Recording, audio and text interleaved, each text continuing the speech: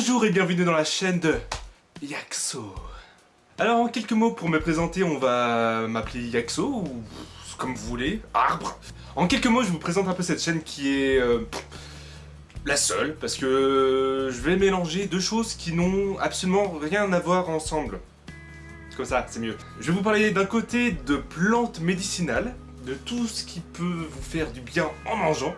Et oui, parce qu'on peut se soigner en mangeant. Il y a beaucoup de cultures qui se soignent par la nourriture. Et nous, les Français, on mange pour manger et on mange pas pour se soigner. Alors du coup, j'aimerais vous apprendre comment mieux manger et comment vous soigner et comment soigner vos carences, vos n'importe quoi grâce à la bouffe. La bouffe. Donc voilà, en résumé, c'est une chaîne pour se soigner par la nourriture et puisque vous pouvez le voir, je suis un... Oui, je suis un gros geek et je mêlerai à chaque fois mes super-héros, mes héros, à des plantes médicinales. Je ferai toujours un rapport entre les plantes médicinales et mes super-héros, même si au départ il n'y a aucun rapport, mais on peut toujours trouver quelque chose. Et juste histoire de ne pas raconter une autre fois ce que vous avez 1000 fois entendu, je trouverai toujours des façons de trouver des choses insolites, des choses improbables, des choses que vous ne savez pas du tout sur ces super-héros. Ou même, des fois, ma propre vision des choses concernant ces héros ou leur univers. Donc voilà. Voilà. J'imagine déjà ce que vous allez vous dire. Le mec quoi. Il est en train de nous parler de bouffe, il est en train de nous parler de plantes, il est en train de nous parler de légumes et de fruits. Mais il est fou. Peut-être. Mais, tout est dans la nature, tout. Absolument tout. Et c'est un truc de malade comme on peut tout soigner, même des maladies graves comme la plupart des virus, comme la prévention de certaines maladies comme le cancer, grâce à de la bouffe. Waouh, le truc de malade. J'ai dit 2 fois malade, mais ça fait rien parce que c'est un truc de malade. Donc, sans plus tarder, nous allons commencer par la laitue contre Frodon. C'est qui? Aujourd'hui, nous allons parler de la laitue. Laitue ou laitue pas? Bah si tu l'es, tu le sauras. Pour les besoins techniques de la vidéo, nous allons l'appeler Françoise. L'origine du mot laitue de Françoise vient du latin lactuca. C'est une plante annuelle de la famille des... Astéracées, dont la plupart sont cultivées pour leurs feuilles, qui composent la plupart des salades vertes que nous connaissons actuellement. Ce genre comprend plus de 100 espèces. 100 espèces. C'est un truc de mal. La Françoise la plus cultivée est la Lactuca satavia. Jamais entendu parler, mais apparemment c'est ça. Le nom Lactuca vient en fait de la variété de son espèce qui contient du latex blanc, le Lactucarium. Dont lactose, lait, c'est l'origine lait. Lactose, latex, tout est lié. Un truc de malade. Et on peut le constater quand tu coupes une branche ou une souche, peut-être, je sais pas comment on appelle ça, de salade, et t'as toujours une petite résine blanche qui est le latex blanc qui s'écoule. Donc le Lactucarium. La laitue est reconnue pour ses vertus soporifiques sur les petits animaux. Du coup, c'est assez apprécié par les jardiniers parce que la laitue endort les lapins, par exemple. Du coup, bah Bugs Bunny, là, qu'à bien se tenir. Être ou ne pas être une laitue, vas-tu tous les endormir? En France, nous produisons plus de 360 000 tonnes de laitue chaque année. Une laitue. Des tonnes. 360 000. Mais à quoi ça sert? Pour moi, à rien. Ouais, ou presque. Ouais, ok, il y a 2-3 vertus, des trucs qui peuvent servir pour le corps et tout, blablabla. Donc pourquoi rien? Déjà, je le dis tout de suite, la laitue est gorgée d'eau. Mais un truc de fou. C'est vraiment de la flotte. C'est de la flotte verte. Voilà. Et donc contient un peu de constituants énergétiques. Mais je reviendrai après là-dessus. Ne vous inquiétez pas.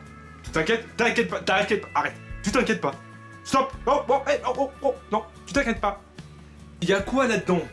Il y a du potassium qui représente un tiers de tous les bienfaits et minéraux qu'il y a là-dedans, quand t'as enlevé toute la flotte, tu vois. Sinon, il y a aussi du magnésium, du phosphore, du calcium et des trucs comme ça. Le potassium, le magnésium, le phosphore et le calcium sont très utiles à l'organisme.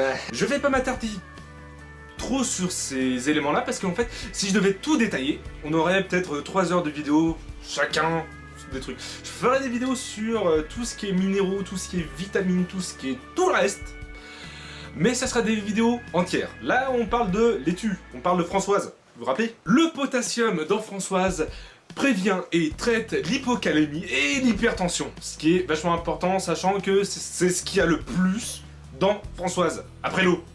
Après l'eau. Le magnésium dans Françoise prévient surtout des troubles cardiovasculaires et de diabète. Et ouais, ce qui est pas rien. Mais en quantité infime quand même, faut pas l'oublier, hein. C'est vraiment des milligrammes. Le fluor, quant à lui, aide à produire et à emmagasiner l'énergie dont le corps a besoin. Et le calcium, quant à lui, aide à prévenir et à guérir certaines formes d'ostéoporose et aide surtout au maintien et au renforcement des os, surtout pour les personnes âgées. Ce qui est vraiment tout un truc de malade. Mais il ne faut pas oublier que c'est dans une quantité infime que regorge Françoise, puisque la quantité de flotte écrase tous les nutriments. On va parler maintenant des vitamines. Comme vous avez compris, on va parler des vitamines. Des trucs de vitamines merdiques, tu vois, des trucs comme ça quoi. Maintenant parlons de la vitamine de Françoise. La vitamine C est la vitamine qu'on retrouve le plus dans la salade. Et à savoir que plus la feuille est foncée et plus il y a de vitamine C. Donc, à quoi ça sert la vitamine C? Beaucoup disent oui, c'est vrai que c'est beaucoup pour avoir la pêche, pour prévenir... En fait, on sait pas vraiment, c'est surtout ça. Donc, à quoi sert la vitamine C? Elle sert entre autres à prévenir et guérir le rhume, certains rhumes liés aussi bien au stress qu'à la fatigue, à un gros exercice physique. Tout ça, ça aide. Il est aussi possible qu'elle puisse guérir certaines pneumonies et aussi guérir le tétanos, mais ça, c'est encore des études à voir. Françoise est une source inconditionnelle de vitamine B9, ce qui également, comme tout à l'heure, prévient les risques cardiovasculaires, mais également est très utile pour les femmes enceintes. À savoir, très important pour les mamans, futures mamans, quand vous êtes enceinte, la vitamine B9 est essentielle pour le fœtus. S'il y a un manque de vitamine B9, il peut avoir une malformation du fœtus. Du coup, les mamans, mangez Françoise. Non, on va redire, mangez de la laitue. La laitue est bonne pour les bébés. Du coup, pensez, maman, laitue, maman, laitue, maman, enfin bref, vous avez compris. Il y a aussi la provitamine A, qui est un super antioxydant, et la vitamine E, qui aide surtout pour les règles, on va dire, sûrement douloureuses ou autres, et aussi renforce les systèmes immunitaires, surtout des personnes âgées et des nourrissons. Mais je crois pas que vous allez mettre une salade dans le biberon du gamin quoi. Terminons par la vitamine K qui est un anticoagulant pour le corps, c'est-à-dire que si par exemple vous avez des migraines, ça fait un peu l'effet aspirine, mais en petit nombre quand même. Et pour finir, Françoise est un super laxatif et diurétique. Du coup, il y a beaucoup de laitues qui sont conseillées pour des régimes amincissants pour éliminer tout ce que l'organisme a de mauvais, aussi de bien, parce que quand tout sort, bah, il y a aussi du bon qui sort, mais bon, bref. On peut dire que Françoise regorge vraiment de richesse, de vertu, de tout ce qu'on peut dire. Mais depuis le début, je vous dis que c'est gorgé d'eau. Et je ne mens pas parce que cette laitue est composée à 94,5% d'eau. C'est comme si on se représentait une bouteille d'eau entièrement pleine, d'une bouteille d'1 litre par exemple, avec une petite coquillette au fond. C'est ça, 94,5% d'eau. Donc maintenant, si on vous dit « Ouais, faut que tu manges plein de salade parce que c'est super bon pour la santé. » Ok, c'est vrai. Mais... c'est surtout de la flotte quoi. Vous pourrez simplement lui dire que tout ce qu'elle dit, c'est des salades. Donc tout ce que je vous dis depuis le début, c'est vrai hein. Mais c'est infime, c'est moins de 6% de l'équivalent d'une salade. C'est-à-dire que si vous voulez vraiment que ça marche, il faudrait manger genre 5 salades par jour. Même plus, 5 salades par repas. Pourquoi pas. Je dis pas qu'elle sert absolument à rien, hein, mais voilà, c'est si vous voulez vraiment avoir un repas nutritif avec la salade, n'hésitez pas à mettre des aliments comme des oignons qui sont super bons. Mettez aussi des poivrons hein, dans la salade parce que les poivrons, ça a un apport vitamines, minéraux de malade. Les tomates aussi, c'est beaucoup de vitamines. Alors, à retenir, la salade, beaucoup de flotte, beaucoup de vertus, mais il faut quand même en manger beaucoup pour que ça marche très très bien. Et surtout mélanger des légumes et des fruits, parce que les fruits sont super bons avec la salade, comme par exemple des bananes, bizarrement, des pommes, des poires, des raisins. Les raisins secs avec une salade, c'est une tuerie. Vous pensez que la salade est une base énergétique, minérale et de vitamines, mais il est nécessaire de mettre des choses avec. Quand je vous dis de mettre des choses avec, à savoir que la sauce est mortelle et fatale, parce que la sauce, une cuillère à soupe d'huile correspond à 7 fois la valeur de graisse qu'il y a dans une salade entière. Ça veut dire que vous mettez de la graisse. C'est tout? Bien sûr que non, parce que le programme spatial Eden ISS projette d'envoyer de la salade sur Mars. Depuis quelques années, le projet ISS Eden projette de faire pousser de la salade dans l'espace et après de l'envoyer dans des grandes missions comme plus tard Mars peut-être. Le projet Eden sur Terre a projeté de reproduire les conditions sur Mars ou dans l'espace et pour l'instant c'est un essai très positif.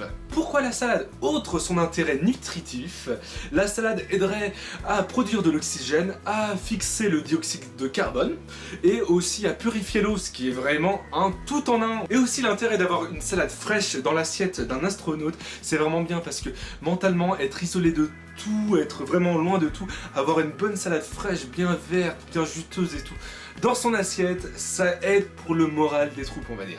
Donc Françoise, tu continueras toujours à nous surprendre. Maintenant parlons de... mon précieux. Alors, qui est Frodon? Frodon Sake est le personnage principal de l'œuvre Le Seigneur des Anneaux de John Ronald Reuel Tolkien. C'est un hobbit, c'était une race de personnes très petites avec des pieds très poilus qui en fait possèdent l'anneau unique qui est là, c'est moi qui l'ai, et qui est chargé de l'envoyer, le détruire dans la montagne du destin qui est dans le Mordor, dans le camp ennemi où il y a le gros œil de Frodon qui, avec toute son armée aussi, qui veut le tuer. C'est très jovial. Mais c'est pas tout. On va surtout parler du film parce que c'est quelque chose de concret et que beaucoup de gens ont vu.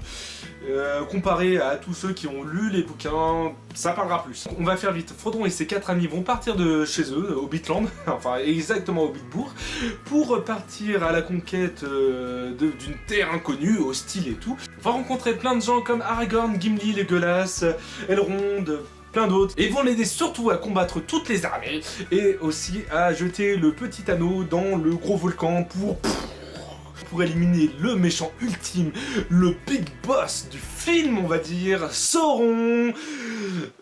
Voilà, Sauron. Donc maintenant, nous allons poser la question ultime, mais à quoi il sert? C'est là où Frodon rejoint Françoise, notre laitue internationale, parce que pour moi, il ne sert à rien. Et vous m'avez bien entendu, à rien, ok, c'est le seul à pouvoir supporter, entre guillemets, la présence de l'anneau. Mais à mon humble avis, s'ils avaient juste mis l'anneau dans une petite boîte à l'arrière de la calèche de Gandalf, ils auraient eu beaucoup moins de soucis. Parce que Frodon est ok, il est gentil, il est très niais. On lui donne une super épée qui est fluo, une super épée elfique qui peut trancher tout, qui peut vraiment être très utile. Mais si on se rappelle, dans les 3 films, combien de fois a-t-il sorti son épée? 2 fois. Et il ne s'en sert même pas. Si on fait le compte de toutes les personnes, tous les orques qui ont été éliminés dans ce film, nous avons des milliards d'un côté par tous les héros du film. Même Sam qui va enchaîner une multitude d'orques quand il va sauver son ami Frodon qui a été juste planté par une petite grosse araignée, ok. Donc on peut voir sa vaillance, sa force, son courage bien sûr face à ce Nazgûl dans cette scène où il lâche valeureusement son épée pour s'écrouler au sol et se prendre un coup d'épée dans l'épaule normal. Et aussi dans la scène où il est contre l'araignée où il dit oh tiens il y a peut-être du bruit, il se retourne et bref, Frodon ne sert à rien. Je conclurai même par le fait où ce gentil Frodon, où il a son pote d'enfance, Sam, qui est vraiment son conseiller, son ami, son lien le plus précieux avec son Sana, en fait, il est vraiment son pote, quoi. Il va tout bêtement se dire tiens Sam, en fait il est méchant, moi je préfère m'allier avec un schizophrène qui a pas un poil sous le caillou, quoi. Donc oui, Frodon, mais en doute la parole de Sam, son meilleur pote, pour se dire tiens, pourquoi pas s'associer avec Gollum, un dérangé psychopathe qui va essayer de le tuer, bien sûr. Un génie, ce Frodon, un génie. Mais aussi, ma préférée, c'est que la scène finale. Après 10 heures de film bien attendu, où t'as des scènes comme ça, si tu les as regardés les 3 à la film, bon, le faites pas, hein, vous êtes pas maso comme moi, mais il a l'anneau, il est au bord du précipice, il a la lave, il a juste à faire...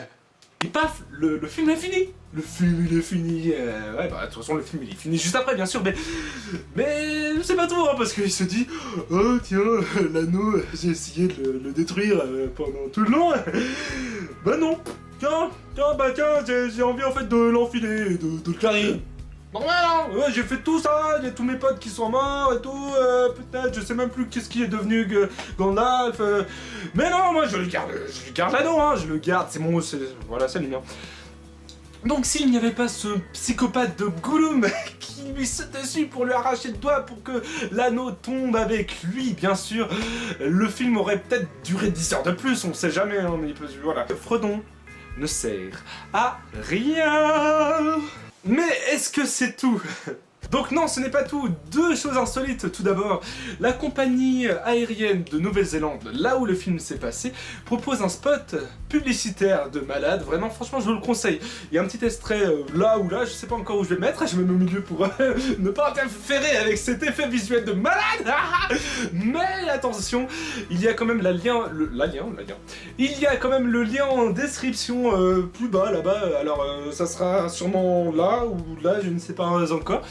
Vous verrez le lien en description à la fin de cette vidéo, qui est vraiment un chef-d'œuvre parce que on voit un acteur, je vous laisse deviner lequel, le plus inutile de tous, sûrement, qui est dans la vidéo. Mais personnellement, je trouve que cette vidéo, ce spot est une merveille parce qu'il est très bien pensé, très bien fait, et totalement pas doublé en français, du coup j'ai pas trop pigé, mais ça fait rien parce qu'il est très bien. Deuxièmement, il y a aussi un Américain qui a ouvert un hôtel Hobbit dans un arbre, et ça je trouve que c'est vraiment aussi original. Bon, c'est pas à côté, je crois que c'est assez cher en plus, donc si ça, jamais vous voulez dormir dans une maison Hobbit, qui est grandeur nature, parce que pas besoin d'être petit pour y aller, logique, sinon il gagnerait pas une thune. Je vous mets aussi le lien dans la description de l'article que j'ai pu voir. Maintenant, nous allons parler quelque chose qui est dans ma tête. Je vais vous expliquer mon ressenti par rapport à ce film, et plus précisément, le ressenti que j'ai par rapport à l'histoire que J.R.R. Tolkien a essayé de nous faire passer. Donc pour moi, premièrement, nous avons l'histoire d'un anneau. Un anneau qui est riche de sens, un anneau qui... signifie beaucoup de choses et beaucoup vont se battre pour cet anneau. Cet anneau signifie le pouvoir, cet anneau signifie aussi le désespoir, car quand tu as cet anneau, quand tu as ce petit bout de métal, tu es vraiment lié à cet anneau, tu es, on va dire, possédé entre guillemets, tu vois des choses bizarres, tu es stressé, tu es angoissé, tu perds tes cheveux même, tu deviens fou, tu deviens schizophrène. Tu deviens vraiment dépendant de ce foutu anneau. Aussi, quand tu le mets, bien sûr, tu deviens invisible, tu n'es plus vu. Mais quand tu l'as aussi, tu vois des choses horribles. Et tu as cet œil oppressant qui est sur toi. Donc j'en viens à la conclusion que J.R.R. Tolkien a fait une relation entre l'anneau sacré et l'anneau l'anneau symbolique que représente le mariage. Et oui, parce que quand tu mets un anneau, tu deviens totalement invisible, plus personne te voit, tes amis ne sont plus là, bien sûr, puisque maintenant tu es en couple, tu as un regard toujours oppressant parce que tu ne peux plus manger ta pizza favorite, puisque ça te fait prendre du bide, bien sûr. Tu as toujours aussi ce sentiment de poids sur le dos parce qu'elle t'a demandé de la porter sur tes épaules, puisque ses chaussures sont son HS, bien sûr. Ces chaussures à 885 $. Mais à force, bien sûr, réjouissez-vous, parce qu'au bout de quelques années, avec cet anneau, vous devenez totalement psychopathe, schizophrène, vous en perdez même les cheveux. C'est un truc de malade, c'est un truc de génie, c'est un truc tellement vital que on met un gros pouce comme ça. Sur ça, on a fini la première vidéo, c'est génial. Fêtons ça ensemble, championne pour moi, c'est tout, parce que je vous connais pas du tout. Donc c'est super pour moi, je suis content d'avoir fait cette première vidéo. Je ne sais pas du tout ce qu'elle va rendre, parce que pour l'instant je suis encore devant la caméra. On verra bien ce que ça va donner. Je vais enfin pouvoir remettre un pantalon, parce que il fait chaud ici. Sur ces quelques paroles, je fais quand même un petit hommage à ce petit Frodon Sake, qui a quand même le courage d'aller jusqu'au bout de sa mission, et pour moi c'est ce qui est le plus important, d'aller jusqu'au bout. Et ça, c'est peut-être la seule valeur utile que je pourrais vous dire. À bientôt, je ne sais pas, peut-être dans une autre vidéo, sûrement dans une petite vidéo qui va sortir je ne sais pas quand, peut-être la semaine prochaine, ou que dans 4 mois, ou dans 8 mois, ou jamais, bien sûr. Je ne vous dis pas grand chose sur cette future vidéo, mais elle semblerait associer un élément qui est assez piquant avec un de mes héros favoris qui est assez piquant, bien sûr. Donc, au revoir, peuple d'internet, et à bientôt.